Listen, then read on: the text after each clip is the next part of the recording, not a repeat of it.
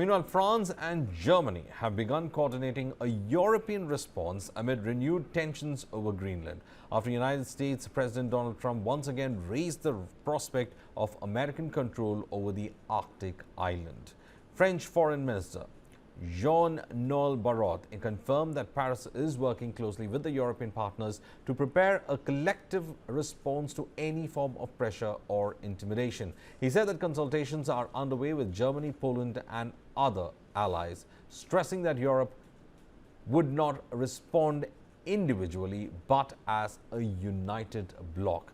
German officials have also acknowledged discussions on safeguarding Greenland's sovereignty, including potential deterrence measures and an expanded NATO presence in the region. Greenland is a self-governing territory linked to Denmark and is considered part of NATO through Copenhagen.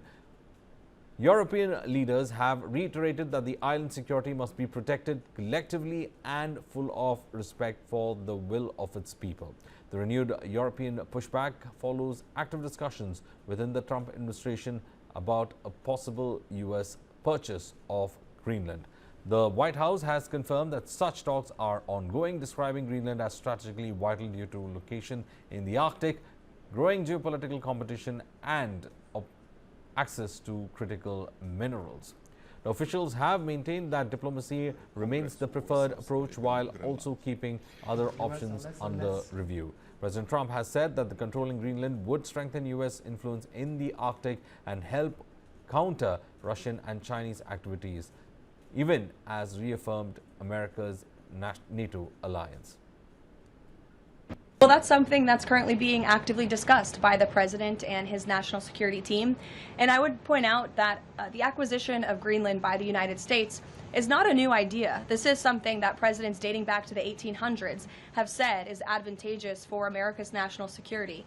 The president has been very open and clear with all of you and with the world that he views it in the best interest of the United States to deter Russian and Chinese aggression in the Arctic region. And so that's why his team is currently talking about what a potential purchase would look like.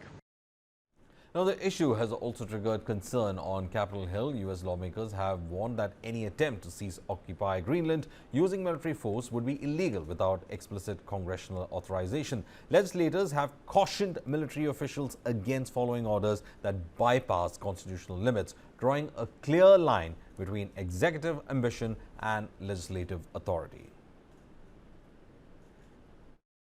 I served on active duty in the military for 4 years and then additional 21 years in the reserves. I was a JAG.